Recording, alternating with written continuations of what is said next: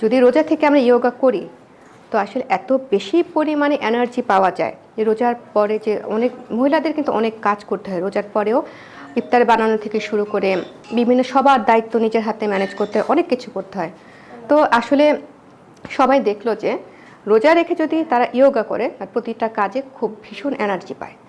এবং ওই যে আমাদের একটা রোজার মধ্যে একটা জড়তা কাজ করে, শরীর চলতে চায় না, তারপর হচ্ছে গলা শুকিয়ে যায়, তৃষ্ণা পায়, যোগা করার ফলে তাদের এই জিনিসটা হয় না। এবং কিছু আসন আছে যেমন মুন্ডকাসন, এই আসনটা যদি করি আমরা আমরা অনেক কিছু নিয়ন্ত্রণ করতে পারি। আমাদের ক্ষুধা তৃষ্ণা এগুলোও কিন্তু নিয়ন্ত্রণ করা সম্ভব।